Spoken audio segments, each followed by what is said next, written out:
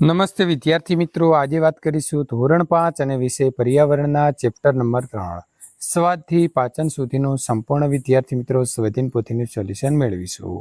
એ પહેલાં ચેનલની અંદર પ્રથમ વખત આવ્યા છો તો મિત્રો ચેનલને ખાસ સબસ્ક્રાઇબ કરી દેવી.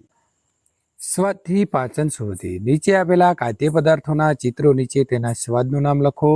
તો મિત્રો આદુ છે તો તીખો, શેરડી છે તો ગળ્યો, ટામેટા છે તો ખાટો, મીઠું છે તો ખારો, અહીં આપણને હળદર આપી છે તો તુરો અને કારેલા તો કડવો.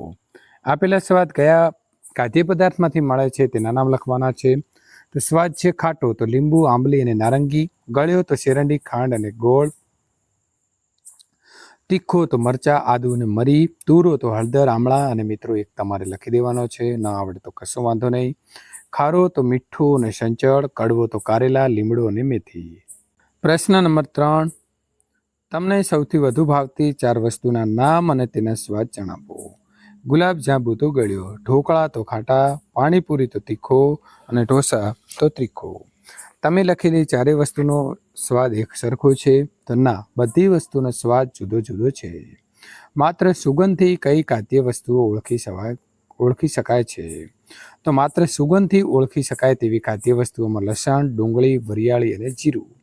ખોરાક શા માટે ખૂબ ચાવીને ખાવો જોઈએ? તો ખોરાક ખૂબ ચાવીને ખાવાથી ખોરાકનું પાચન સારી રીતે થાય છે, એટલે ચાવીને ખાવો જોઈએ. લાલ રસનું કાર્ય શું છે? તો લાલ રસ ખોરાક સાથે ભળીને ખોરાકનું સુપાચ્ય બનાવે છે. શિવાંશને ઝાડા ઉલટી થયા છે તો તેણે કેવો ખોરાક લેવો જોઈએ? તો શિવાંશે પ્રવાહી ખોરાક વધારે પ્રમાણમાં લેવો જોઈએ. જેનિલ ક્રિકેટ રમતી વખતે ગ્લુકોઝ લે છે, તે આવું કેમ કરે છે? તો ગ્લુકોઝ લેવાથી શરીરને તુરંત જ એલર્જી મળે છે, એટલા માટે જેનિલ ક્રિકેટ રમતી વખતે ગ્લુકોઝ લે છે.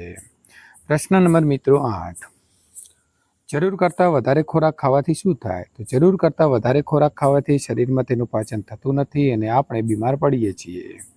પ્રશ્ન નંબર 4, આપેલા વર્તન યોગ્ય છે કે અયોગ્ય તે જણાવવાનું છે. નીમા ભણવાની સાથે સાથે રમતનું પણ ખૂબ મહત્વ આપે છે, તો યોગ્ય. પ્રાસુને ઘરે બનાવેલું ભોજન ભાવતું નથી, તો અયોગ્ય. સોહાના ટીવી જોતા જોતા ભોજન કરે છે, તો અયોગ્ય. રુસ્તમ તેના ખોરાકમાં લીલા શાકભાજીના નિયમિતપણે સમાવેશ કરે છે, તો યોગ્ય. શાળાના શિક્ષક બાળકોને પ્રાથમિક સારવાર પેટી ફર્સ્ટ એડ બોક્સની નિયમિત સમજ આપે છે, તો યોગ્ય.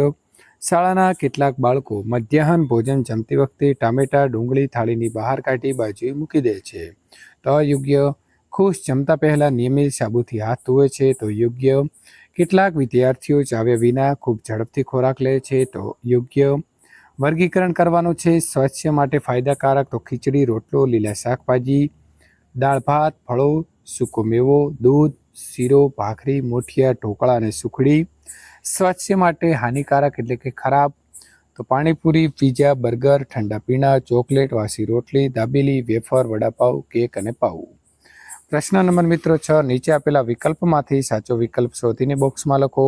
આપણા શરીરમાં ખોરાકના પાચનની શરૂઆત ક્યાંથી થાય છે? તો મોંની અંદરથી થાય છે, તો જવાબ અહીં આવશે સી. ત્યાર પછી પ્રશ્ન નંબર 2, નીચેનામાંથી સ્વાસ્થ્ય માટે હાનિકારક ખોરાકનું જૂથ કયું છે? તો બ્રેડ, પાઉં અને કેક. ભૂખ લાગે ત્યારે શું થાય છે? તો આપેલા તમામ સાચા છે. માથું દુખે છે, ખૂબ ગુસ્સો આવે છે અને થાક લાગે છે, એટલે કે સાચો જવાબ જે છે તે મિત્રો આવશે ડી. પ્રશ્ન નંબર 4, જોયા કે ચાખ્યા વગર ફક્ત સુગંધથી ઓળખી શકાય તેવો પદાર્થ કયો છે? તો વિદ્યાર્થી મિત્રો આવશે વરિયાળી એટલે કે બી. નીચેનામાંથી તીખા સ્વાદનું જૂથ કયું છે? તો આવશે મરચું, કાળા મરી અને લવિંગ, એટલે કે સાચો જવાબ જે છે તે વિદ્યાર્થી મિત્રો આવશે બી. પ્રશ્ન નંબર 6, શરીરની તંદુરસ્તી માટે નીચેનામાંથી શું કરશો? તો ખૂબ ચાવીને ખોરાક ખાવો જોઈએ, એટલે આપણે અહીં સાચો જવાબ જે છે તે લખીશું બી. ત્યાર પછી આગળના પ્રશ્નની વાત કરીશું. પ્રશ્ન નંબર 7, તમારી શાળાની અંદર સ્વાસ્થ્ય જાળવવા માટે થતી પ્રવૃત્તિઓ તમારે લખવાની છે. તો અમારી શાળામાં સ્વાસ્થ્ય જાળવણી માટે નિયમિત રીતે નખની તપાસ કરવામાં આવે છે. સમયાંતરે બધા જ વિદ્યાર્થીઓની ડૉક્ટરી તપાસ કરવામાં આવે છે. બધા બાળકોને પૌષ્ટિક આહાર મધ્યાહન ભોજન યોજના અંતર્ગત આપવામાં આવે છે. પ્રશ્ન નંબર 8, નીચેના જોડકણા વાંચી તમે પણ આવા સ્વાસ્થ્યને લગતા જોડકણા બનાવો. પીઝા, બર્ગર છોડો, તાજા ફળ ખાવો, ખોરાક બજારું ખાઈને સ્વાસ્થ્ય ન બગાડો. ખીચડી, કઢી, દાળ, ભાત, રોટલી, રોટલો, દૂધ, શાક ભોજનમાં આને આપો સ્થાન. બીમારીથી છૂટશે જાન. દાબેલી, પાઉંભાજી છોડો, તાજા ફળો ખાઓ. બહારનો ખોરાક ખાઈને સ્વાસ્થ્ય ન બગાડો. ઘરની બનાવટને આપો સ્થાન, સ્વાસ્થ્યમાં રહો, અવ્વલ રહે સ્થાન. વિદ્યાર્થી મિત્રો, આ પ્રકારે આગળના સોલ્યુશન મેળવવા માટે અહીં આપેલી એન્ડ સ્ક્રીન અથવા તો વિદ્યાર્થી મિત્રો નીચે ડિસ્ક્રિપ્શનની અંદર જે આપવામાં આવેલી લિંક છે તેના ઉપર ક્લિક કરીને સોલ્યુશન મેળવી શકશો.